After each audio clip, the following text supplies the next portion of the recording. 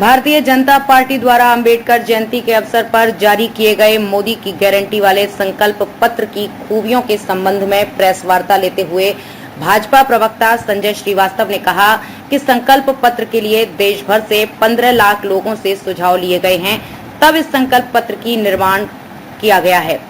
भाजपा प्रवक्ता ने कहा कि ये संकल्प पत्र देश भर के उन 15 लाख लोगों के सुझाव का निचोड़ है। इस संकल्प पत्र के लिए आज की आवश्यकता के अनुरूप 10 सोशल ग्रुप में बांटा गया था, जिसमें सभी वर्गों को ध्यान में रखा गया है। उन्होंने कहा कि ऐसा कोई वर्ग नहीं जिसका इस संकल्प पत्र में ध्यान न रखा गया हो। इस संकल्प पत्र द्वारा भाजपा की ओर से लाभान्वित करने के लिए ज्ञान पर विशेष फोकस किया गया है, जिसमें गरीब, युवा, किसान व महिलाओं सहित मछुआरे, सीनियर सिटीजन, पिछड़े व अन्य वंचित जन शामिल हैं। इसके अलावा भारत के अन्य देशों से आंतरिक संबंध व बाहरी सुरक्षा, समृद्ध भारत, गुड गवर्नेंस, सुशासन, स्वस्थ भारत, शिक्षा, खेल, सभी सेक्टर सहित इन्वेंशन और टेक्नोलॉजी और पर्यावरण का विशेष ध्यान रखा गया है।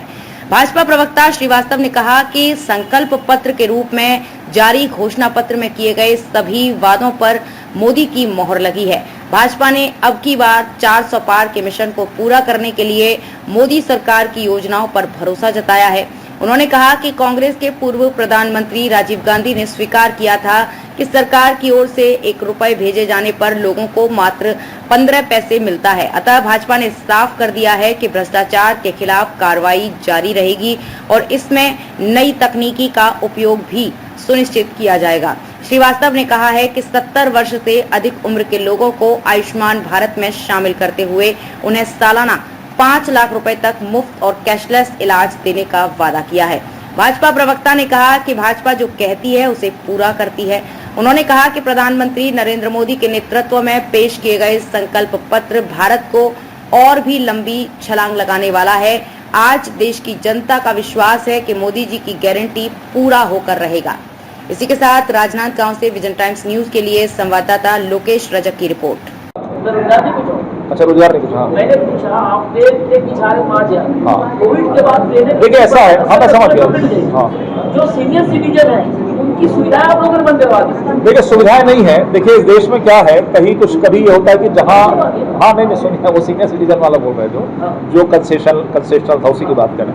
देखिए इस देश में क्या होता है, यदि हम किसी चीज को कंसेशन कर देते तो लगता है यही हमारे लिए सुविधा है, लेकिन हमको इंफ्रास्ट्रक्चर, हमको रोड, सड़क, रेलवे पटरी, ट्रेन के अंदर में क्या सुविधाएं मिले, इन पर कभी सीधे तौर पर कोई ध्यान नहीं देता है। लेकिन इस सरकार ने हम छूट तो आगे भी दे सकते हैं, कोई उसमें दिक्कत की बात नहीं है, लेकिन 5 लाख तक सीनियर सिटीजन में 5 लाख तक नहीं वो हेल्थ का, ये रेलवे का बोल रहे हैं, मैंने माना।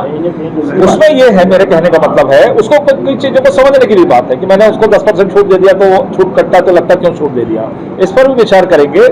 लेकिन आज के समय में जो डिमांड है, सबसे ज्यादा डिमांड है कि उनको सुरक्षा चाहिए, उनको सुविधायुक्त चाहिए, उनको अच्छा इंफ्रास्ट्रक्चर चाहिए। उस दिशा में लगातार सरकार काम कर रही है। और जैसा कि संतोष जी ने भी कहा, मैंने भी पहले कहा कि स्वास्थ्य जो ऐसा है, स्वास्थ्य रेलवे में तो ठीक है, परिवार है, ये है, वो करके मैनेज करके चला जाएगा, लेकिन स्वास्थ्य व्यक्ति को है। 70 साल की चिंता हमने करी, पहले लोगों को नहीं मिलता था। 70 साल प्रत्येक नागरिक को, किसी भी वर्ग का हो, कई मध्यम वर्ग भी बहुत कमजोर होते हैं जो पैसा एफोर्ड नहीं कर पाते हैं, उनके लिए हमने किया, बहुत सारी योजनाओं को लेकर आ रहा है, महिलाओं के लिए हमने किया। डिजिटल इंफ्रास्ट्रक्चर, ये तीनों इंफ्रास्ट्रक्चर जाएंगे शहरों के लिए, अर्बनाइजेशन करने के लिए, शहरों का और विकास किस तरीके से हो। उसमें जैसे आपने देखा कि अभी हमने स्मार्ट सिटी का कल्पना किया था पिछली बार, इस बार हम उसको नए सैटेलाइट टाउन्स बनाएंगे। तमाम प्रकार की जो सुविधाएं हैं, कुछ शहरों को चिन्हित करके नए सैटेलाइट टाउन्स रहेंगे जिसमें सब प्रकार की सुविधा होगी। उसमें भी नए प्रकार के ग्रोथ सेंटर बनेंगे, रोजगार के नए विषय उपलब्ध होंगे। नारियों का मैंने कहा था, नारी शक्ति बंधन अधिनियम सब लागू हो चुका है। इसमें हमने आर्टिकल 370 हटाया था। CAA, बहुत खुले तौर पर CA लेकर हम आए और आने वाले समय के अंदर में ये CA लागू होगा। और सबसे बड़ी चीज है कि संविधान के अनुच्छेद 44 का जो समान नागरिक संहिता का जो विषय है, ये भी हम लेकर आ रहे हैं। भाजपा के घोषणा पत्र में 2-4-5 जो हमारे जो पक्ष हैं, जैसे युवाओं के लिए हर बार ये होता है कि हम क्या करेंगे, नौकरी देंगे, ये करेंगे, इस तरह की बातें होती है। लेकिन उसके जैसे पिछले दिनों छत्तीसगढ़ के साथ में देश में कई प्रकार की बातें आती हैं कि एग्जाम लोग देते हैं, लेकिन एग्जाम में भी हमारे जो युवा है उनके साथ में चीटिंग हो। जिलाध्यक्ष रमेश पटेल जी, हमारे पूर्व जिलाध्यक्ष संतोष जी, योगेश जी, हमारे लोहिया जी, सौरभ जी, चिन्नी चावला जी। लोकसभा के चुनाव और किसी भी राजनीतिक दल का घोषणा पत्र, मुझे लगता है मीडिया से ज्यादा देश की जनता जिनको मतदान करना है उनको बहुत आशा रहती है कि आने वाले समय के अंदर में, आने वाले 5 वर्षों में कौन सा दल किस तरह के घोषणा पत्र के अंदर में मुद्दों को लेकर आ रहे हैं देश के विकास के लिए, देश के विकास के लिए, साथ ही साथ निजी तौर पर सभी वर्गों के लिए किस तरह का समावेश है घोषणा पत्र में। आने वाले 5 वर्षों का जो विजन डॉक्यूमेंट होता है वो किस तरह का होगा। मंचों पे आकर कह रहे हैं कि सरकारी जो राशन दे रहे हैं उस पर कटौती की जा रही है, 5 किलो करके 20 किलो की जगह तो 20 किलो कटौती करके केवल 15 किलो की। देखिए, जो लोगों ने कोविड के समय 5,000 करोड़ का गरीबों के राशन पर डाका डाला, वो आज चिंता कर रहे हैं गरीबों की। 5 साल भी इनकी सबसे बड़ी गलती थी कि भ्रम फैलाते रहे मोदी जी को चिट्ठी लिख लिखकर। अभी भी चुनाव के अंदर में भ्रम फैलाने की कोशिश कर रहे हैं कि हम अनाज, पूरा अनाज मिल रहा है, नीचे पब्लिक से कहीं कोई आवाज नहीं आ रही। लेकिन भूपेश बघेल जी भ्रम फैला रहे हैं। और भूपेश बघेल जी ये सब छोड़े ना, पहले वो कार्यकर्ता क्या नाम था जो जवाब पूछा उसका सवाल दे दे। वो 5 करोड़ कहाँ गया जो पेमेंट हो गया? सुरेंद्र राव ने पूछा है जो वो 5 करोड़ किसके वर्मा, विनोद वर्मा के लड़के को पेमेंट, उसका जवाब तो देना पहले। अधिष्ठान का पर्याय है ये घोषणा पत्र है, इसको जब हम पूर्ण पढ़ेंगे तो ये उसमें दिखेगा। भाजपा का संकल्प पत्र एनडीए सरकार की उपलब्धियों का भी एक अवलोकन देता है और एक 2047 जैसा मैंने कहा कि एक विकसित भारत की परिकल्पना भी इसमें है। इसमें मुख्य रूप से जो 4 स्तंभ जो आपने मोदी जी के भाषण में भी सुना होगा, ज्ञान की जो हम बात करते हैं, ज्ञान अर्थात जी से गरीब होता है, वाई से युवा होता है, ई से अन्नदाता होता है और एन से नारी, अर्थात इन 4 वर्ग। मोदी जी का मानना है कि कोई धर्म, जाति, विशेष ये सब नहीं, ये 4 वर्ग को हमने यदि काम कर लिया, जिसमें युवा भी है, गरीब भी है, किसान भी है और महिलाएं भी है, तो निश्चित तौर पर पूरे देश का विकास या सभी वर्ग इसमें शामिल हो सकते हैं।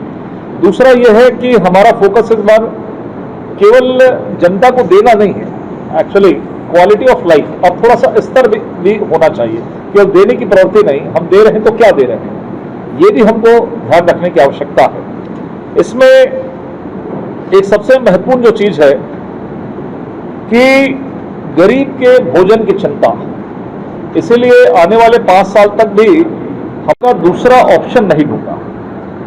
आपको ध्यान होगा कि पिछले वर्षों में हमने ये कहा, मोदी जी की सरकार ने कहा कि हर एक युवा के हाथ में रोजगार होना चाहिए, कुछ न कुछ उसके पास में आय के साधन होना चाहिए। इसलिए स्किल जो एक डिपार्टमेंट का भी निर्माण किया गया था कि हम लोगों को स्किल्ड करें और स्किल के बाद वो अपना काम करें, और जहां एक हाथ नौकरी मांगता था वो 4 लोगों को अपना नौकरी स्वयं करे।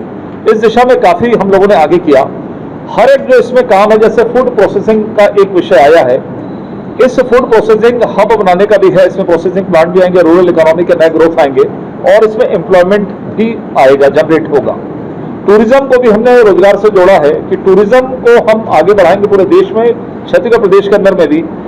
2024 मोदी की गारंटी या कल जो है अखिल भारतीय स्तर पर भारतीय जनता पार्टी के राष्ट्रीय अध्यक्ष नड्डा जी एवं प्रधानमंत्री नरेंद्र मोदी जी की उपस्थिति में राजनाथ सिंह जी जो इसके संयोजक हैं के द्वारा जारी किया गया है।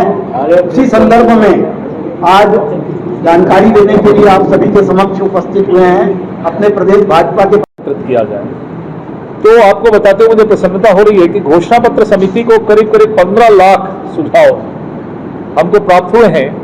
इसमें नमो ऐप जो है उससे 4 लाख और लगभग वीडियो के माध्यम से हमको अन्य जो प्लेटफॉर्म होते हैं सोशल मीडिया के, उससे लगभग 10 लाख जो सुझाव हमको प्राप्त हुए। लगभग 15 लाख सुझाव हम सबको प्राप्त हुए और ये कह सकते हैं कि उसका निचोड़ है कि सब मिलकर हमने उस पर निर्णय करने के बाद ये एक संकल्प पत्र हमने देश हित में लेकर आया है। ये केवल पुराने सरकारों या पुराने चुनाव के तरह नहीं कि सिंपल हमने यदि निकाल दें, आज की आवश्यकता के अनुरूप हमको उसको हमने 10 सोशल ग्रुप में बांटा है। क्या वो देखिए, ये अब इस पे तो ये विषय है।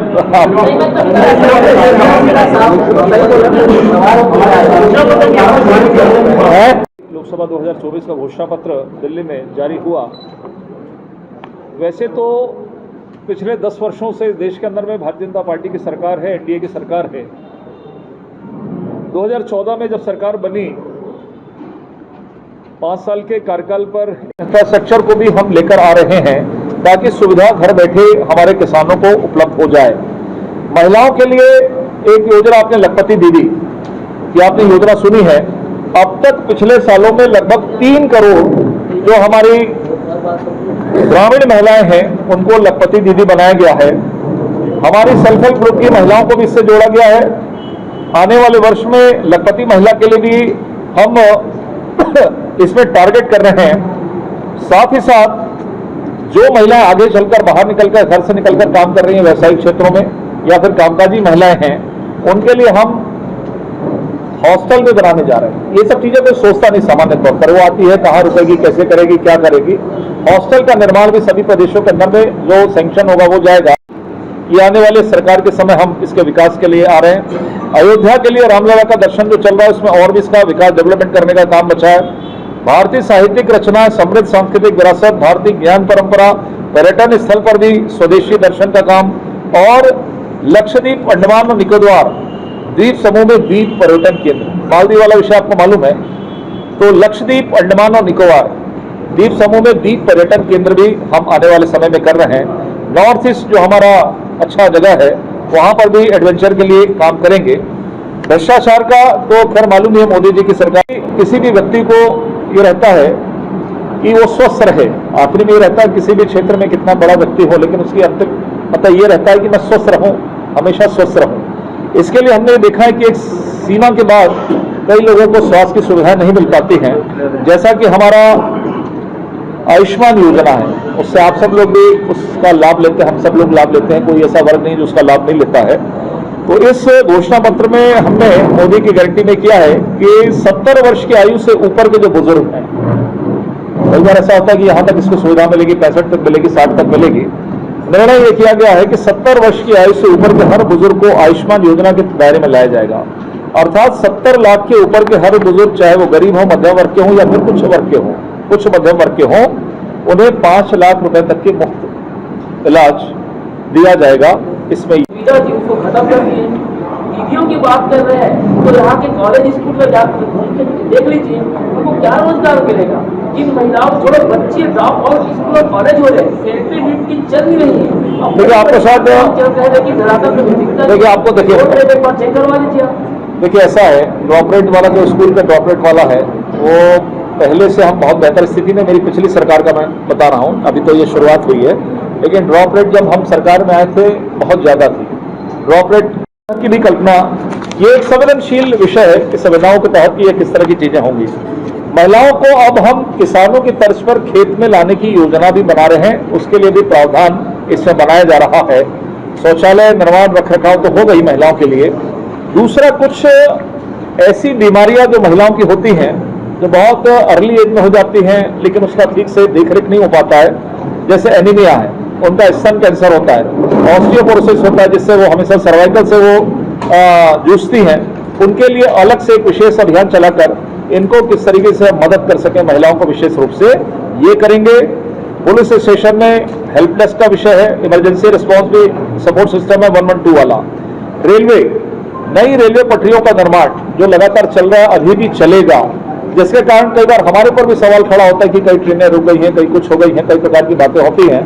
लेकिन ये माना जाता है कि जब नई चीजों का निर्माण होता है तो उसमें कुछ दिक्कतें होती हैं। जैसे हमारे घरों के अंदर में यदि कोई काम चलता है तो कुछ दिन हमको दिक्कत होती है। यदि हमारे घर दीपावली में पेंटिंग होती है तो कुछ दिन हम डिस्टर्ब रहते हैं घरों के अंदर में। लगभग उसी तर्ज पर नई रेलवे पटरियों का भी निर्माण इसमें रखा गया है। टिकट की उपलब्धता है। हर साल लगभग 5000 किलोमीटर रेल नई पटरियां, जो कि 20 साल में कांग्रेस नहीं कर पाई, वो हम हर साल टारगेट रखेंगे 5000 किलोमीटर रेल पटरियां। हमारे यहाँ तो सुविधा है, कई क्षेत्र ऐसे भी प्रदेश जहां पर रेलवे की सुविधाएं नहीं है, वहां पर पटरियों का निर्माण करेंगे। वेटिंग लिस्ट, इसका भी एक आगे भी समयबद्ध तरीके से हम इसको करेंगे। युवाओं के लिए स्टार्टअप इकोसिस्टम कर रहे हैं, उसके लिए फंड बढ़ा रहे हैं हम। इकोसिस्टम करके स्टार्टअप को हम को मेंटरशिप दे रहे हैं। सरकारी खरीदी में जो सरकार खरीदती है सामान, उसमें जो स्टार्टअप काम करेंगे उसको हम प्रिविलेज देंगे, उसको प्रोत्साहन करेंगे कि उनको प्रायोरिटी देंगे कि उनसे हम चीजें लेंगे।